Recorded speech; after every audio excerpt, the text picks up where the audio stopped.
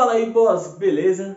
Bem-vindo ao Final Boss Geek, o seu programa do entretenimento nerd. E hoje temos muitas informações e notícias aqui no programa. E bora lá pro resumão do que vai rolar hoje.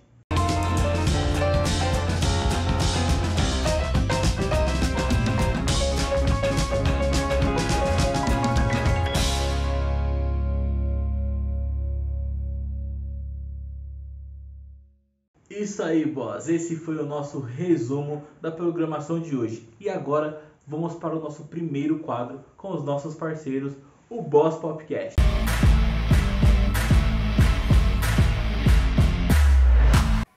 Salve, residentes dos Nove Mundos, tudo bem com vocês? Eu sou o Felipe Meyer e hoje eu queria falar sobre elmo viking. Pois é, você já viu esse tipo de modelo de elmo em alguma série, desenho ou em qualquer representação sobre vikings e nórdicos da era viking?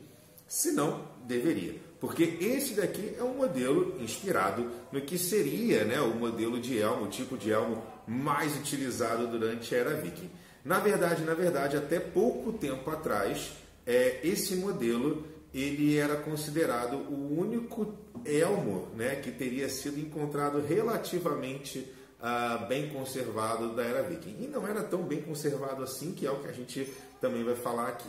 Mas, enfim, esse elmo aqui ele não é exatamente igual ao achado, existem algumas diferenças, até mesmo coisas que eu pedi para o Thor fazer. Esse elmo foi feito aqui no Brasil, em Minas Gerais, pelo ferreiro Thor, mas a gente vai usar ele, apesar de não ser exatamente igual, a gente vai usar ele de base, porque, na verdade, ele é quase todo igual, só um detalhe ou outro que é um pouquinho diferente. Pois bem, esse elmo aqui é conhecido como elmo de Geirmundur, porque ele foi encontrado por um cara chamado Lars Geirmundur na propriedade dessa pessoa.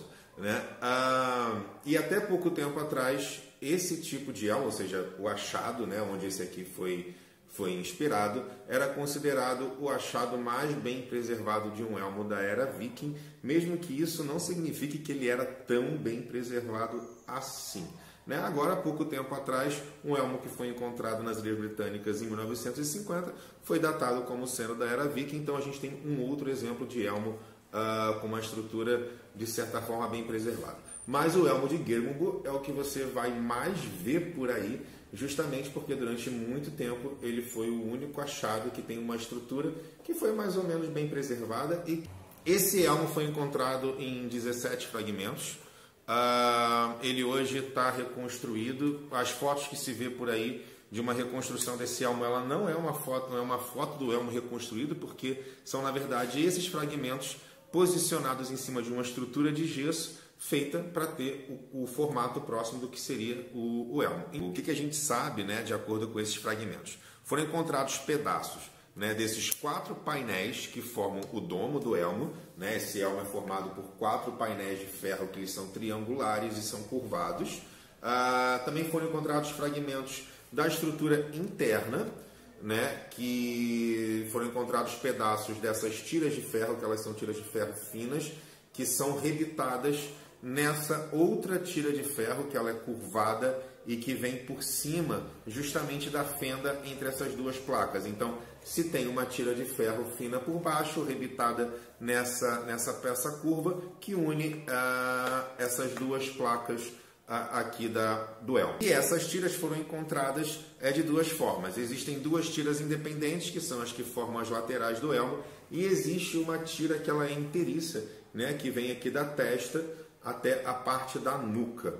E aqui no meio, as peças se encontram e existe ainda esse pitoquinho aqui que também está rebitado aqui nessas peças todas, mas no final das contas isso aqui é praticamente só decorativo.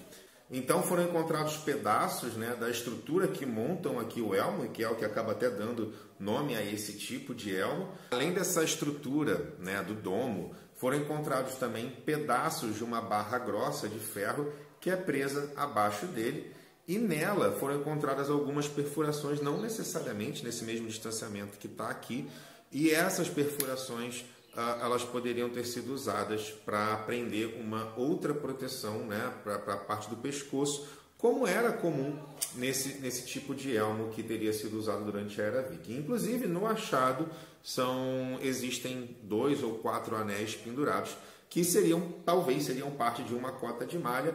E, como eu disse, isso nesse tipo de elmo era um tipo de proteção que não era incomum, e poderia ser feito de cota de malha, poderia ser um pedaço de couro, poderia ser uma placa de metal, enfim, tudo que pudesse proteger. E não vou entrar no mérito de como cada uma dessas coisas eram presas, assim como, né, essa parte interna. Aqui no caso, isso aqui é feito para na hora do combate, né? As pancadas na cabeça não fazerem, né, o metal bater direto na cabeça. Pode ser usado também alguns acolchoamentos aqui para fazer o elmo ficar presinho. Outras teorias, né, como prender o elmo, ele seria preso por uma tira de couro embaixo do queixo. Mas enfim, isso aqui são tudo construções baseadas em outros elmos e etc. Então, o elmo de Geirmundur, a gente tem essa partes dessa estrutura que foram preservadas, e tem também essa viseira, que é mais uma característica, né, desse tipo de elmo. E esse tipo, então, né, de proteção seria o que ficou valendo aí durante a Era Viking até mais ou menos final do século X, quando começa a entrar os elmos nasais. Aí você já não tem mais essa questão da máscara e tal. E isso é um papo para uma outra hora. Mas enfim, sempre que você vir por aí algum elmo da Era Viking, é muito provável que você vai encontrar esse modelo aqui de elmo sendo representado, não necessariamente esse, né? Até porque esse daqui, como eu disse, ele não é exatamente igual ao achado arqueológico. Ele tem algumas alterações, como o tamanho da viseira, né, a ponteira aqui do nariz, os riscos e tal, mas são só detalhes. Mas essa estrutura aqui de elmo é a que você vai encontrar por aí. Inclusive, se for ver esse último achado, né, das Ilhas Britânicas, lá de 1950, que foi datado agora como sendo da Era Viking, como sendo produzido entre os séculos 9 e 11, ele também ele também tem uma estrutura muito parecida com a desse elmo aqui, e é isso a gente vê num outro momento. Eu espero que vocês tenham gostado. Agora vocês já sabem como é que é um elmo que seria considerado um elmo histórico da Era Viking, sem chifres, e até a próxima.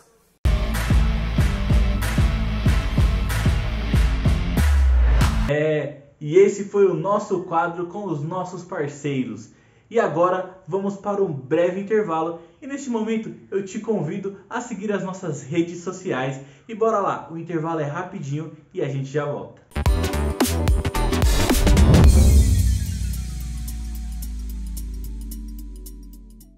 A revista Maxi Render ela surgiu a partir da necessidade de termos um veículo realmente de qualidade que pusesse um holofote sobre todo esse material incrível que estava sendo desenvolvido no Brasil.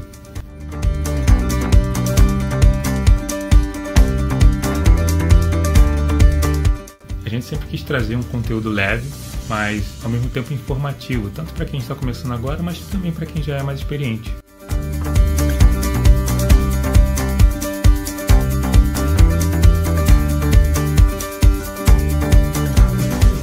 Hoje a revista Maxi Render é a única revista brasileira nesse segmento que incentiva a troca de conhecimentos entre artistas nacionais e internacionais.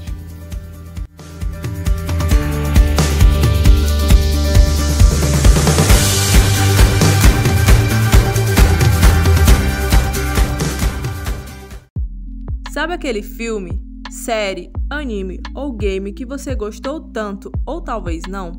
Quem sabe você ainda nem conferiu? Você pode acompanhar através do Boys Comenta, análise e vereditos destas produções.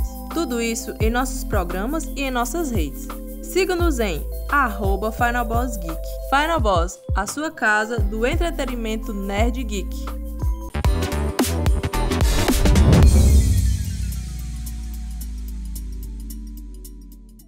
Estamos de volta e agora vamos para o próximo quadro da nossa programação. Confira aí.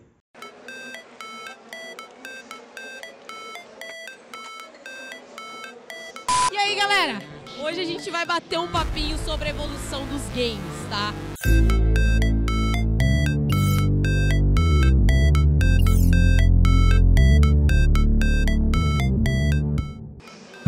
chegar nisso daqui demorou um pouquinho, tá?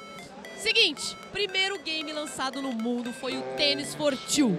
E ele foi desenvolvido por um físico nuclear chamado William Knight Bottingham. E nada mais era do que um computador gigantesco ligado a um osciloscópio. Esse jogo nunca foi comercializado, ficando apenas em demonstração em um laboratório em Nova York em 1958.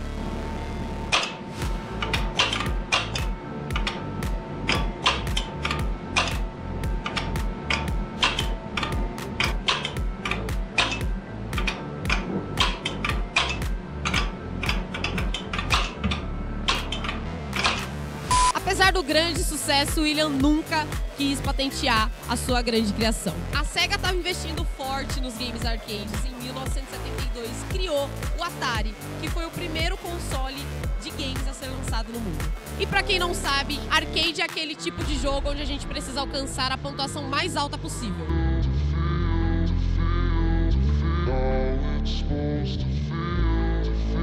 Nos anos 80, chega uma das maiores empresas gamers do mundo, a Nintendo, que em 1983 lança o Family Computer, o Famicom, que passou a ser conhecido também como Nintendinho.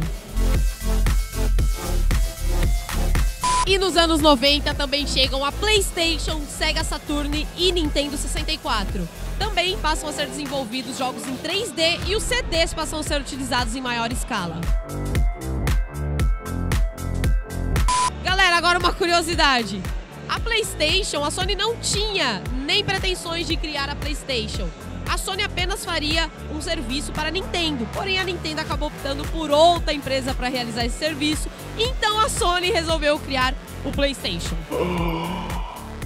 Ou seja, se eles não tivessem negado a Sony para fazer esse serviço, a gente não teria uma das maiores empresas do mundo de games da atualidade.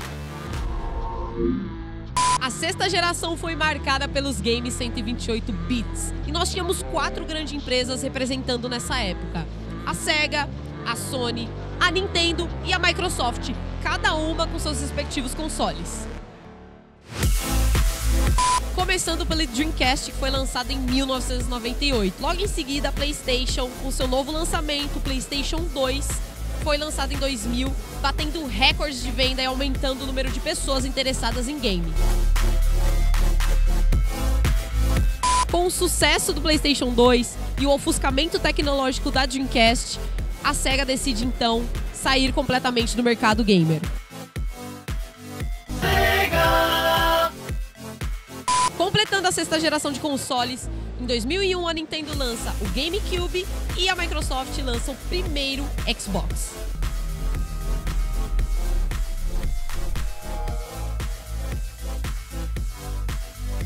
A sétima geração foi marcada pelo Xbox 360, Nintendo Wii e PlayStation 3.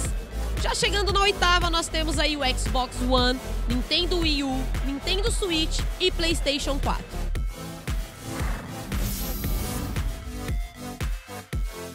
E para finalizar, chegando na nona geração, nós temos os Xbox Series X e S e PlayStation 5. E meu André, um amistoso de milhões. Com o avanço da tecnologia, nós podemos esperar grandes lançamentos das grandes empresas e, quem sabe, empresas novas dentro do cenário gamer. Eu sou a Monka, valeu boss, vou ficando por aqui e até a próxima.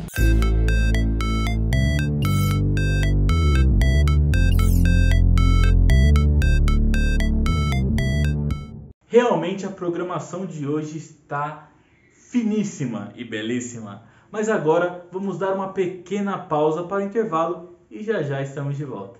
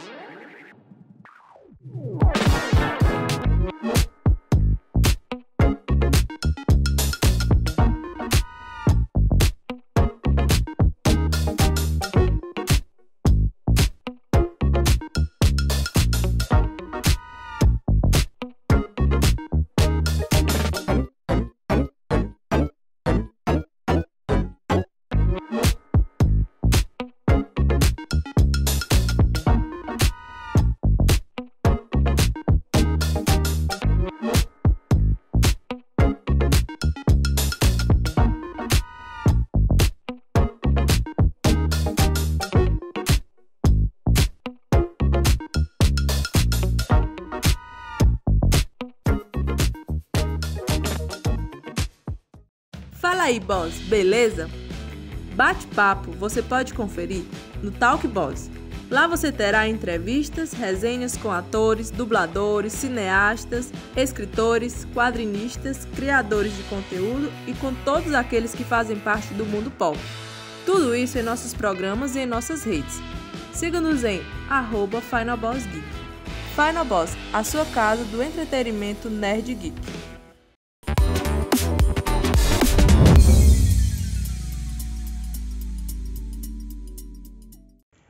Não falei pra você que voltaríamos rápido? Agora vamos para este quadro, que tem sido um quadro que tem despertado a atenção de todo mundo. Confere aí. Fala aí, boss, beleza?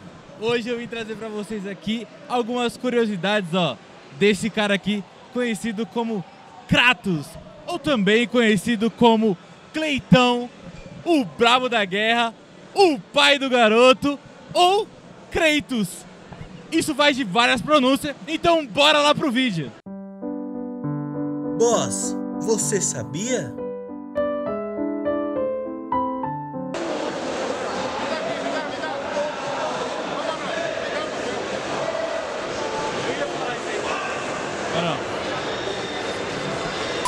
A primeira curiosidade é que o nome do personagem, apesar de ser totalmente original, ele é inspirado em um personagem da mitologia grega. Isso mesmo, o personagem Kratos vem do nome do filho do titã Palas, que foi um dos responsáveis de aprisionar o titã Prometeus. Isso mesmo. Outra curiosidade é que na Sala do Trono, onde tem duas estatuetas, apesar de se parecer difíceis de serem quebradas, elas podem ser quebradas sim, mas você precisa ferir diversos golpes, centenas de golpes. E após fazer isso, quando as estatuetas são quebradas, é identificado diversos códigos. E ao serem decodificados, eles se tornam em um número de telefone. Isso mesmo. E ao ligar para esse número, você pode se deparar com o Kratos falando com o criador da própria saga, David Jeff. E nessa conversa, você percebe que Kratos se irrita e acaba matando o Jeff nessa ligação. E para você saber ainda como uma curiosidade bônus disso, esse número ainda está ativo. Então esse número que está aparecendo para ti aí, ele ainda está ativo, confere aí.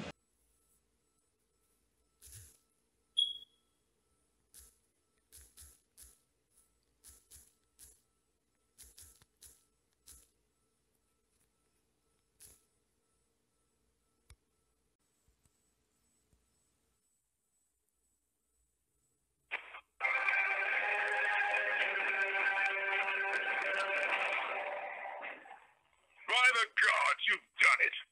Somehow you found your way here to me. I offer you my congratulations and my respect. Together, we shall conquer the perils that lay before us, and we shall always... Dude, they did it. They found our Easter egg. Who are you? It's me, David Jaffe. I directed the game. What game? Your game, God of War. Go away, or... Dude, don't you get it? These guys, they spent all that time breaking those statues. I mean, they must have taken, like, forever. And then they figured out the whole secret code thing. I do not know what you are talking about. We hid this secret pretty damn deep, huh, Kratos?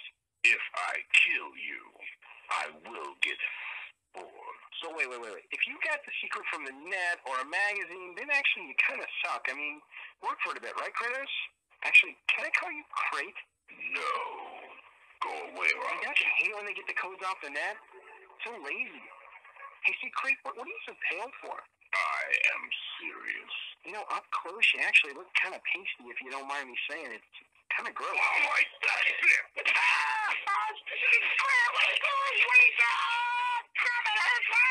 We gotta make the secret! He was worse than a screeching harpy. As I was saying, you have found the secret. You have done well. Congratulations, mortal. We will meet again. Outra curiosidade que talvez você não tenha percebido, nessa cena do coveiro, pra quem não sabe, na verdade ele se revela ser o próprio Zeus que combate e luta contra o próprio Kratos durante a série, que você pode conferir nesta cena aí.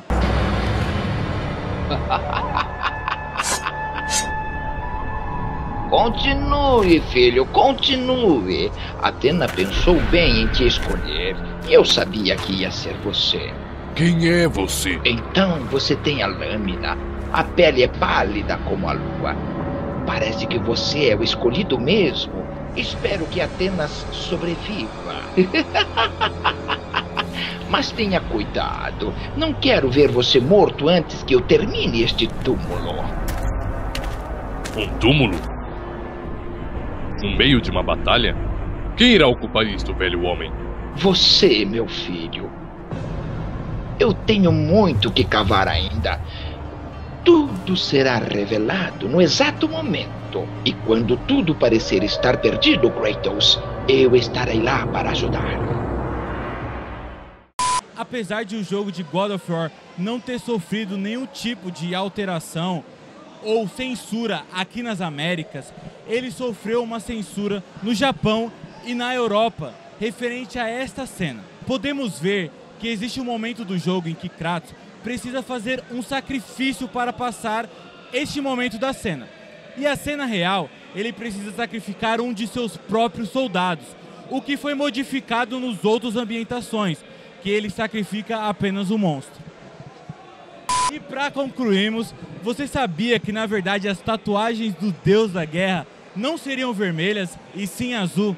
Sim, esse foi um dos detalhes decidido no final da sua produção pelo diretor David Jeff, ao qual ele percebeu que o personagem poderia ser confundido por um bárbaro da saga de Diablo. E por esse motivo, as tatuagens tão marcantes de God of War vermelha foram alteradas para sua cor final, que podemos conhecer esse personagem tão marcante e tão icônico que é o God of War. E agora, confere aí mais um pouquinho desse trailer. O tempo tá acabando. As profecias dizem que o fim do Winter leva ao Ragnarok. Teremos guerra! Você não quer guerra. Todo esse sangue nas suas mãos. Nas mãos do seu filho. O destino surpreende se você deixar. Nós vamos fazer o nosso destino. PlayStation. Boss, você sabia?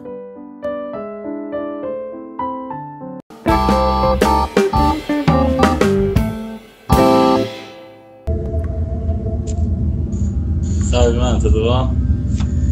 Salve, mano, boa noite. Boa noite, como você tá aí? Tranquilo? Caraca, mano, que foi isso, cara? Você é doido. Dá isso aqui. Eu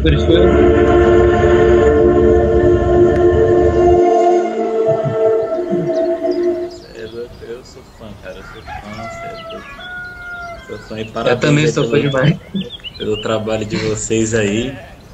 Quem tá Pô, entrando. cara, obrigado. Diga aí, sem spoilers, mas reações. Quero saber, tô curioso. Mano, assim, cara, Nossa, é difícil, assim, você transparecer, né? Realmente, assim, ó, pra quem está entrando aí na live aí, a gente tá falando aqui da radionovela aí, né? Radionovela aí do Cordeiro de Leão. Mas é isso, pra quem não conhece aí, o Arthur da companhia radiofônica aí, é um dos representantes aí, né? Além dele tem a mãe dele, que é a Valesca Firmino, e o pai dele, o Flávio Dias, né? Que são os responsáveis pela companhia. E, cara, assim, falar um pouquinho sem dar spoiler, né? Pra quem não assistiu ainda lá, vai lá, confere lá, tem lá no YouTube, no Spotify, tá disponível, Cordeiro de Leão. Cara, assim... Posso te interromper um minuto, Manuel? Oi. A partir de amanhã, já vou avisar a galera aí, quem preferir Spotify, que agora é uma possibilidade já, a partir de amanhã a novela vai estar inteira no Spotify. Então quem quiser pode conferir lá à vontade. Aí é bom. A partir de amanhã. É bom. Depois eu vou querer escutar tudo lá pelo Spotify, que eu sou um usuário. Por favor. Cara, mas assim, eu gostei, assim, a construção, vamos por partes. São duas histórias, né, que acontecem paralelas de passado e presente, né? Presente. Passado e presente, é isso mesmo. E são duas histórias que elas realmente se cruzam de uma certa forma, né? Elas se cruzam pela questão da época. E assim, essa jogada, cara, foi muito sensacional, cara. Essa criação, sabe, do personagem, que no caso quem faz a voz é você, né? O personagem Júlio. O Júlio, o que você perdão, que você faz a voz aí, personagem também que assim, toda a construção dele, né, você vê um cara puta mimado que tá, né, pô, sai daqui, vaza, inocentão, ainda tipo, sabe, moleque criado no sítio, né, mano, tá começando ainda, tá. Ele rica, nunca fez muito esforço, tem servos, tem os escravos, né? Então tipo, nunca precisou fazer muita coisa, então muito frágil. E daí uma pessoa frágil sofreu na história, né? Transforma o caráter. Realmente, assim, e o final aí, sem deixar spoilers aí, mas foi muito, muito bom mesmo, assim, eu não pensei que esse seria o final, cara, sinceramente. Eu pensei que o final ia ser totalmente assim. Eu falei assim, não, vai acabar, legal, pá. Desse jeito, provavelmente. Tipo isso. Mas realmente, assim, cara, assim, vocês conseguiram trazer de volta uma coisa que já tinha tempos que não se faziam, né? Que era a radionovela. E conseguiram trazer de uma forma que é envolvente, sabe? Cada personagem, o personagem do Alan, cara, que o Alan faz, que é meu personagem, o Arnaldo Jovem, cara. Putz, mano, você é louco. Apesar que tipo assim, sem querer ser chato, algumas coisas pra mim foram previsíveis. Eu já imaginava, porque a gente que acaba sempre tá assistindo conteúdo, algumas coisas acabam sendo previsíveis. Mas teve muitas coisas que me pegaram realmente de surpresa. Mas o personagem do Alan, a da Jaqueline Vieira também, que é a moça Antonieta, assim, todos, na verdade, todos os personagens foram assim, de tirar o fôlego. Você ouvir cada voz, principalmente as vozes que nós conhecemos já, né, do seu pai, do Flávio Dias, a sua, né, que eu conheço porque eu sou seu amigo, mas eu já conheço sua voz.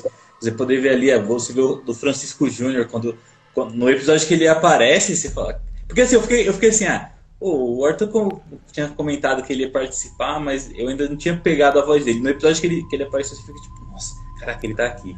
E você vê aquele grave, tipo, ele tem aquele grave imponente, né, tipo... E aí, não sei o que você está fazendo aqui? E tipo, um negócio assim que você ele já tem... imagina o Jason Momoa entrando em cena, né? Falando, e aí, galera? Mas assim, realmente assim, cada personagem assim é muito envolvente. Você comentar desculpa te interromper, comentar pra galera que tá assistindo, a novela O Cordeiro de Leão, ela conta com a Radiofônica é uma produtora aqui de Mogi das Cruzes, São Paulo, e um dos integrantes, que é meu pai, o Flávio Dias, ele é um dublador já desde a década de 70, então ele dublou, talvez vocês conheçam o Bigman, o Dinossauro Barney, o Ray dos Caça-Fantasmas. Quem assistiu o Caça-Fantasmas Mais Além, ele dublou, ele fez o Ray também. Então assim, no meio da dublagem que a gente trabalha, a gente tem aí parceiros assim incríveis, pessoas que queria mandar um beijo para todos os amigos dubladores que fizeram essa participação assim. Sim. E entre eles tem a Bia Vila, e a Vila dubla muitos jogos, inclusive o Resident Evil, ela dublou a Madre Miranda, acho que esse é o nome dela, dublou a Freya do God of War. A voz dela é maravilhosa, a Bia é sensacional, um amor de pessoa.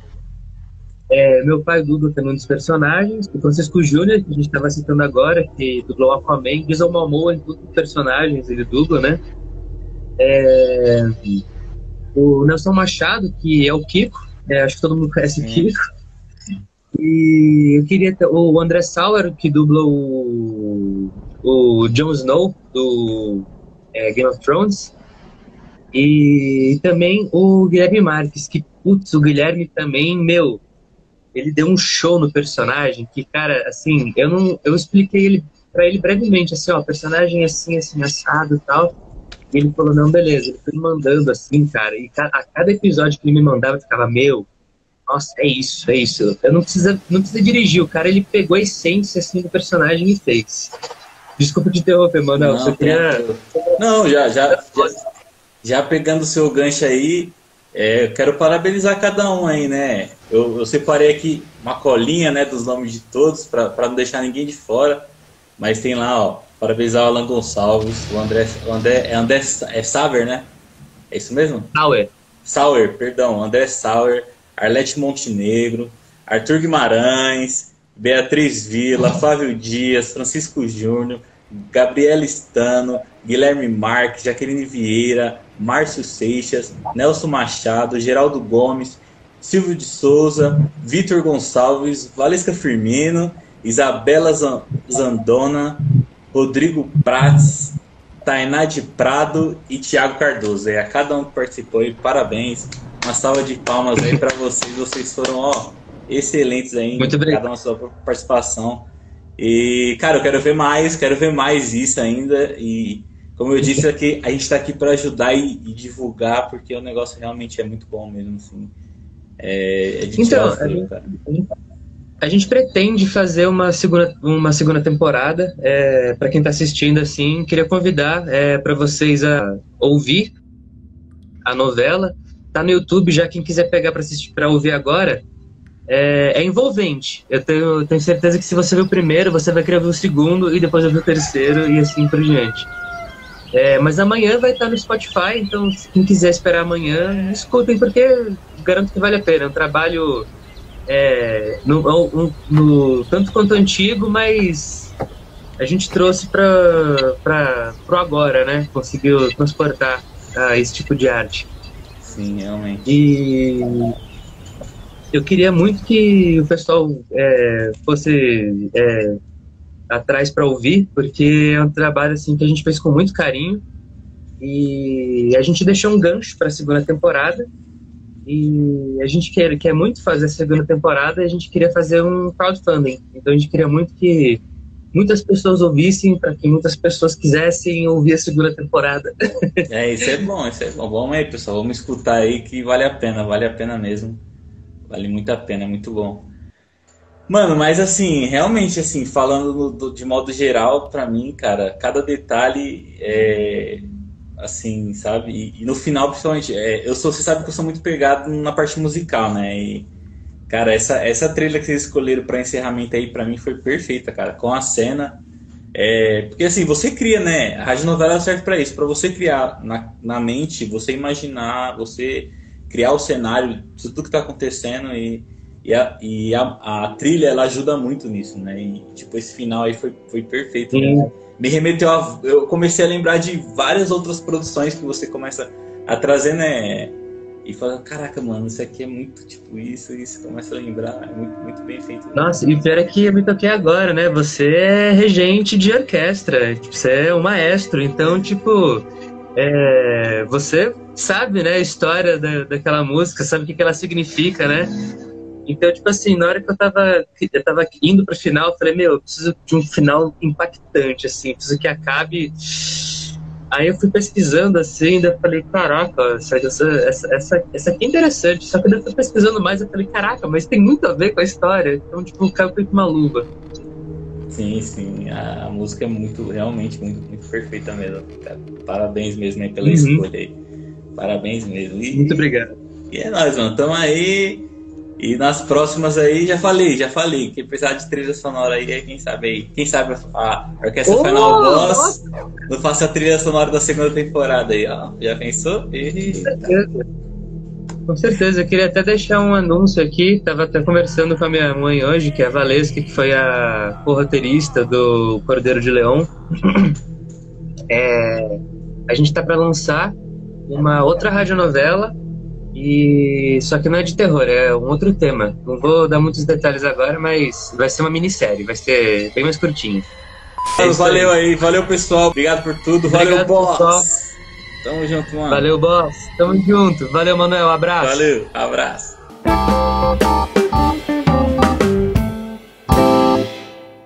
Legal, hein, pessoal? Esse quadro realmente foi muito bacana. Agora nós vamos para um breve intervalo e eu te convido a ficar com a gente aqui, porque já já a gente vai voltar com o nosso último quadro, que é um dos quadros mais aguardados.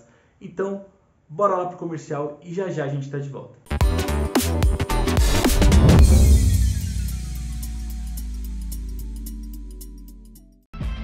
Parceiros, especialistas, criadores de conteúdo e muito mais.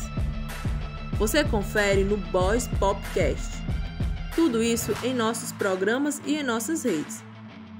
Siga-nos em @FinalBossGeek. Final Boss, a sua casa do entretenimento nerd geek. Curiosidades e respostas você confere no quadro Boss, você sabia? Em nossos programas e em nossas redes.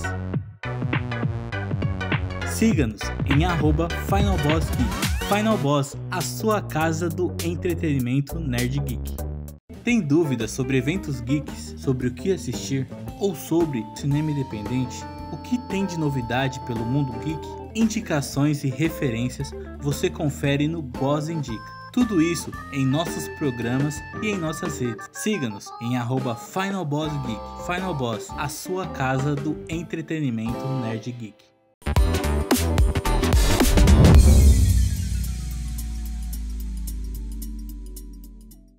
Estamos de volta e agora vamos para um dos quadros mais aguardados, o Talk Boss. Vamos conferir esse bate-papo que foi, muito bom. Confira aí. Está no ar o Talk Boss. Fala aí, boss, beleza? Galera, diretamente da BGS 2022, eu trago esse cara aqui pra vocês, o Bruno. Ele cedeu uma entrevista, então, Bruno, desde já agradeço muito. Queria que você se apresentasse pra galera de casa, por favor, falasse um pouquinho mais sobre você. Bom, Cal, o prazer é meu estar aqui com vocês, pra gente bater esse papo na Brasil Game Show, que acho que todo mundo, uma coisa que a gente estava falando aqui por fora da câmera, né, das câmeras, é que estávamos com saudade de evento, né, presencial, né, 2 anos de pandemia, todo mundo carente de interagir com as pessoas, carente de interação e não aguentávamos mais, né, assim, estamos ainda num contexto sensível, claro, mas estamos aqui de volta, né. Então bom, falar um pouquinho, né, do meu trabalho. Eu sou o Bruno Micali, trabalho agora no Flow Games, como editor-chefe do portal, né, do site do Flow Games, que está para nascer aí, está em construção. E o Flow Games, ele tem um ecossistema de conteúdo, né, para quem de repente não conhece, tem um podcast com algumas pessoas bem legais, aí, bem grandes aí da internet, né, o Guilherme Phoenix, o David Jones, a Thaís Matsufuji, algumas pessoas que já trabalham com a internet há algum tempo, estão nesse projeto. Tem um podcast do Flow Games, tem os canais no YouTube e tem o site, que é a minha principal responsabilidade, né? Eu sou jornalista de games, então já venho nessa estrada aí há mais ou menos 10 anos, passei pelo Voxel, pelo Tecmundo Games, Baixa Aqui Jogos, né? Por último Voxel, né, na verdade, antes CGM, como revista, e agora aí no projeto do Flow Games como editor-chefe, né, na parte editorial, que é o que eu mais gosto de fazer, né, e a gente está nessa jornada aí, nessa loucura da BGS, estamos juntos, né. Cara, realmente, como você disse, a BGS a gente teve uns anos aí que eles fizeram live, na verdade, né, apenas mostrando algumas novidades e tudo mais, mas nada comparado ao que a gente está vivendo agora nessa semana de BGS. Mas voltando aqui um pouquinho para o seu trabalho, muito massa como existe todo um mundo fora das telas dos games, né? Que ainda são sobre games, né? Não deixou de ser algo que você só joga e passou a ser profissão, passou a ser algo que as pessoas estão estudando, né? Isso é muito legal porque eu acredito que nós jamais pensávamos que isso pudesse ser possível algum dia, né? Como criança jogando ali um Super Mario. Ou até pessoas mais velhas também, né? Sim, claro. Os videogames, eles são algo...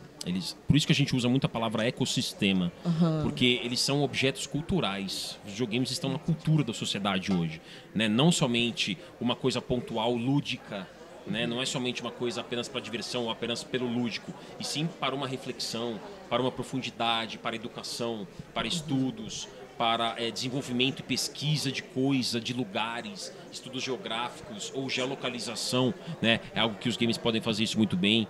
E toda essa entrega de fantasia que a gente vê, né? Nos games você pode ser um guerreiro, um monstro, uma criatura, um policial, um bandido, você pode ser um ladrão, você pode ser um astronauta, você pode ser um dragão, você pode ser um bicho, você pode ser de tudo, um carro, né? Você pode ser um motorista, você pode ser de tudo nos videogames, e acho que isso está cada vez mais entranhado na sociedade, né? A sociedade, como a gente estava comentando agora há pouco, a gente estranha quando alguém fala eu não jogo videogames, só que antes era o contrário.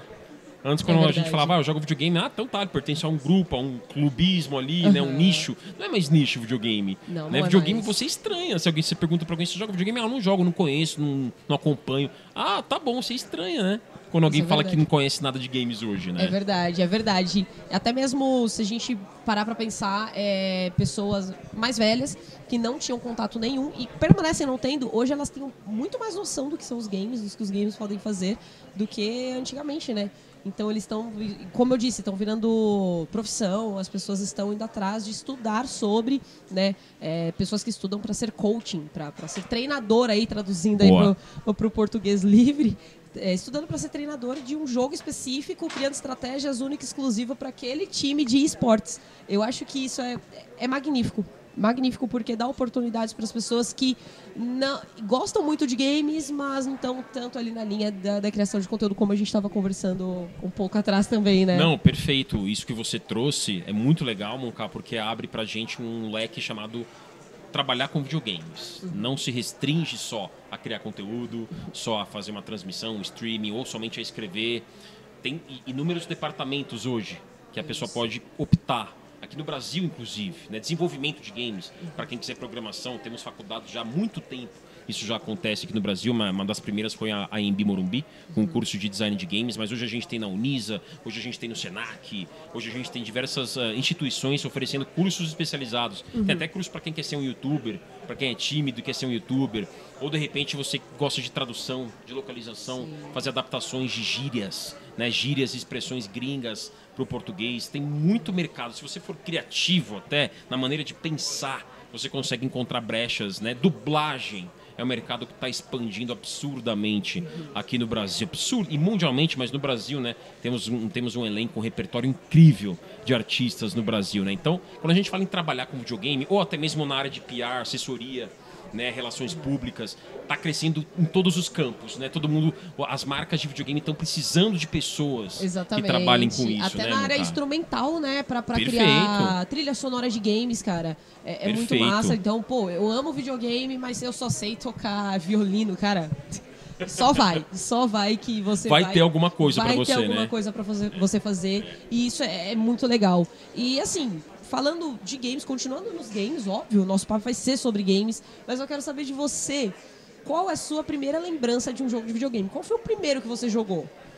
Olha, a primeira lembrança, assim, viva mesmo, foi o Super Nintendo. Super Mario World, né? Super Mario World, porque eu ganhei da minha madrinha quando eu tinha 6 anos. Eu tenho uma memória fotográfica desse momento.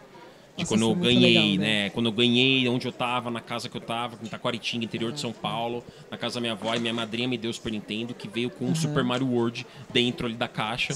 Mas antes dele eu tive o Master System. Isso foi por interferência do meu primo, que é um pouco mais velho do que eu, também joga videogame. E ele me deu o Master System dele, só que eu era bem pequeno, tinha ali meus 4 anos. Então não tenho uma memória tão vívida disso, né? A grande primeira memória fotográfica e prática que eu tenho é a do Super Nintendo, Super Mario World. Caraca, realmente é um jogo que até hoje, né? Até hoje a gente definiu gerações, né? Definiu e tá pra definir, porque agora vai lançar o filme do Super Mario, a animação. Pois é, exato. Se estourar igual estourou Sonic, é bizarro, vai se fazer. Muito legal você ter lembrado aí, histórias. porque a gente viu o trailer aqui na Brasil Game Show, no stand da Nintendo, eles exibiram, né? Foi muito bacana, tá todo mundo muito ansioso, porque a Nintendo não fez muitas adaptações. Exatamente. Né, das telonas, então acho que vai ser bem legal. Estamos aí na alta expectativa, né? Todo mundo.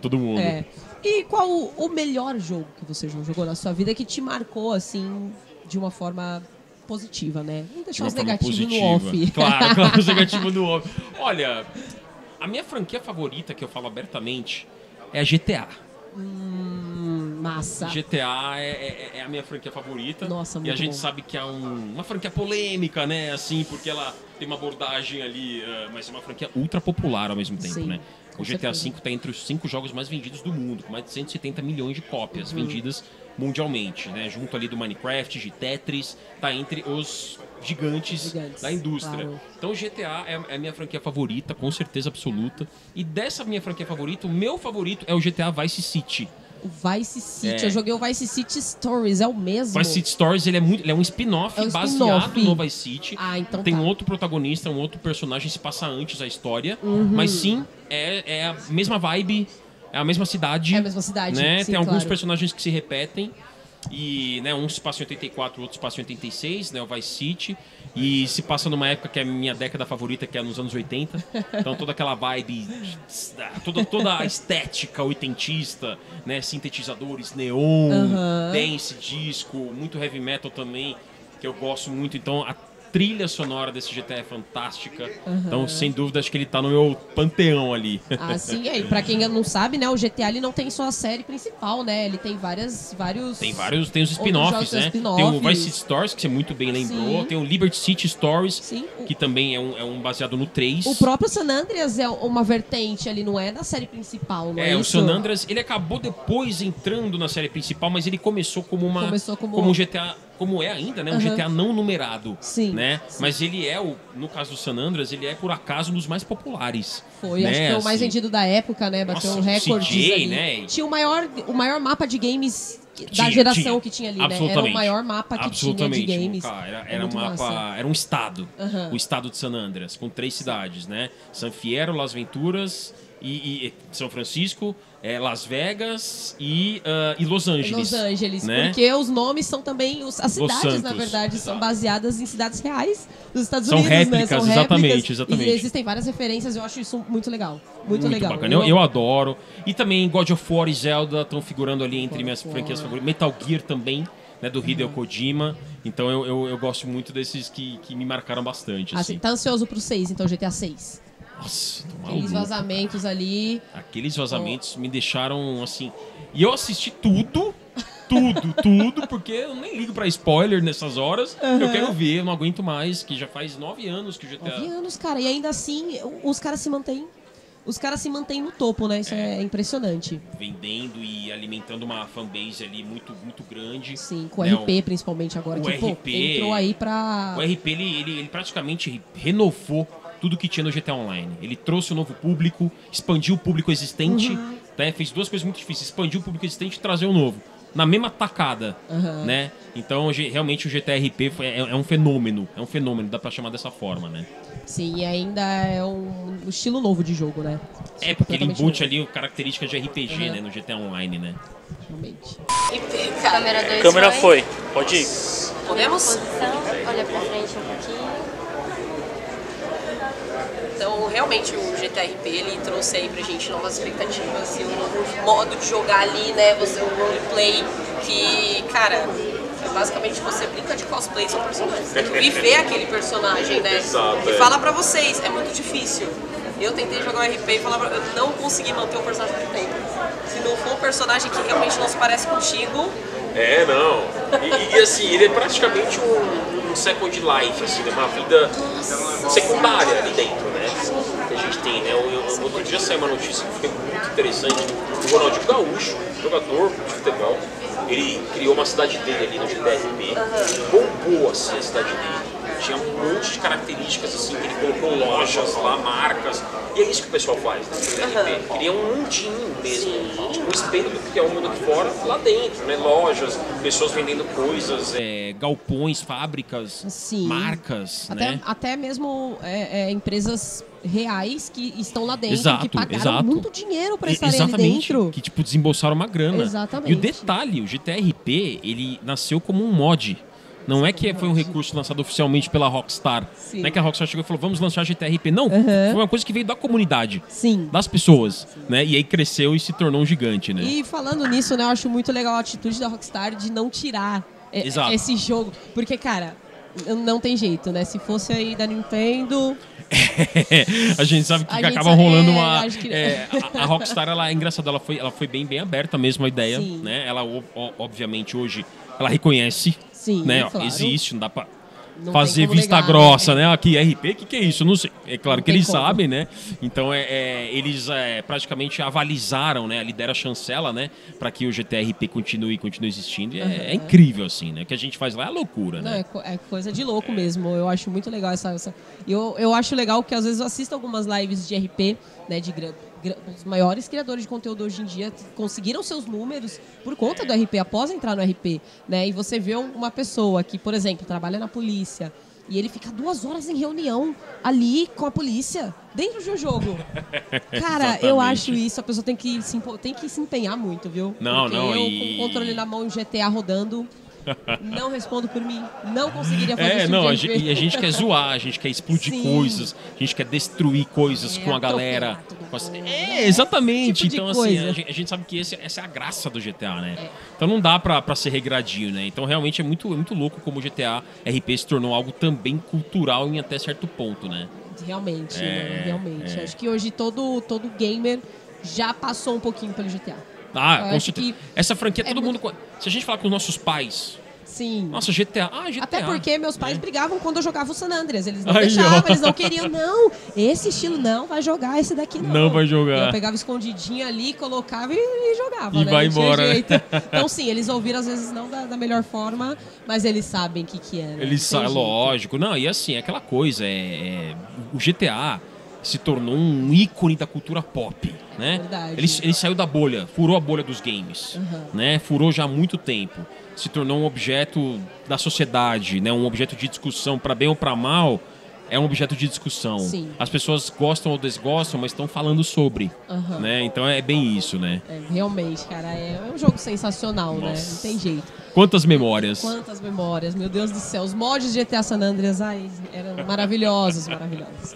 Mas eu queria aqui perguntar pra você, se você não trabalhasse como editor-chefe, não trabalhasse nessa área de games, você tinha um plano B, ou C, ou D, alguma outra coisa que você faria? Ótima pergunta. Eu sou formado em letras, tradutor e intérprete. Que legal. Essa é a minha formação universitária, né? Trabalhei com algumas coisas de tradução. Eu gosto de textos, de gramática, de escrita, de fala, de língua, né? De idiomismo. Então, certamente, se eu não trabalhasse diretamente com jornalismo de games, que é com o que eu trabalho, eu cheguei a fazer faculdade de jornalismo por 2 anos na Metodista, em São Paulo, mas eu tranquei. Eu não sou formado. Aí depois eu migrei para letras, tradutor e intérprete, que é um curso de tradução, basicamente, né? Eu fiz alguns trabalhos de tradução também como intérprete, né? Você vai no evento, tem algum gringo lá, enquanto ele fala, você vai traduzindo simultaneamente, né? Para as pessoas. Então, eu acho que eu trabalharia com alguma coisa relacionada a texto. Entendi, sabe? Entendi. Ou redator de outra coisa, ou tradutor de livros, né? Ou, né, enfim, eu acho que eu ia acabar indo talvez um pouco para esse lado aí também. Pô, é legal. E é legal que essa sua formação ajudou muito no que você faz hoje. Quer dizer, você... Muito, né? Nossa, absolutamente. Texto é o que a gente faz, né? Nossa, eu sou péssima com texto. Pra você não tenho certeza de que não. Eu fico com o meu pé atrás ali quando eu preciso escrever qualquer coisa. Admiro muito quem consegue, de verdade. E a forma como você escreve seus textos que envolve, né? Porque eu acredito que esse seja o seu principal objetivo, envolver a pessoa ali no que ela está lendo. Sempre. Né? É a gente criar uma experiência que tem um mínimo de imersão e fazer a pessoa imaginar. Né? Quando a gente está lendo alguma coisa, um livro, uma revista, a gente imagina. Sim. Inconscientemente até. Sim. Involuntariamente, né? Você está lendo um livro, uma aventura, está falando lá sobre um lobo, uma pessoa está imaginando o lobo, a floresta, né? Ou uma revista, está lendo uma história, o jornalista esteve lá, você imagina todo o cenário. Todo o cenário, então, quando todo o contexto ali, né? Todo o contexto ali. Quando a gente consegue fazer essa imaginação surgir, é que deu certo. É muito massa, é muito massa. Bruno, você tem algum projeto que você vai começar? E você falou que você tem um canal no YouTube, né? Você gostaria de deixar aí pra galera como indicação, futuros projetos, que é algo que você possa contar aí pra gente de novidade? Pô, legal. Claro que eu posso, com certeza. Pra quem quiser me acompanhar, eu trabalho no YouTube. Eu tenho um canal meu, além dos trabalhos que eu faço no jornalismo. Agora eu tô com o pessoal do Flow Games, né? Então no Flow Games o pessoal me encontra lá também. E no meu canal, o meu canal no YouTube se chama Fala Mica, né? Que o pessoal me chama pelo meu sobrenome, que é Micali. Aí o pessoal me chama de Mica, né? Então no YouTube eu Fala Mica. Eu faço lá análise também de jogo. Tem um público legal que tá crescendo, maduro, né? Fico muito feliz de ter um público amadurecido chegando, né? Pessoas maduras e bacanas como vocês, que a gente está aqui batendo esse papo. E nas redes sociais, Twitter, Instagram, é @MicaliBruno também. Eu escrevo Respiro Videogame nesses lugares também. Respiro Videogame lá. Que ótimo, gente. Então, ó, não deixem de acompanhar o Mica nas redes sociais e no canal dele. Ele traz um conteúdo muito bacana pra gente. Acompanhem também os textos que ele escreve. E vocês também, os trabalhos de vocês. Por favor, né? Siga a Final Boss em todas as redes sociais também, nos acompanhem. Só conteúdo informativo aqui, a gente tem muito que aprender com esse cara aqui, viu? Imagina, eu que aprendi bastante, foi muito legal esse papo, você fez ótimas perguntas. Então é muito legal quando a gente recebe perguntas tão legais assim. Muito obrigada, viu? Bruno, muito obrigada aí por essa entrevista, eu que agradeço, foi muito massa. Imagina. Boss, acompanhe Final Boss em todas as redes sociais, nos vemos na próxima. E tchau!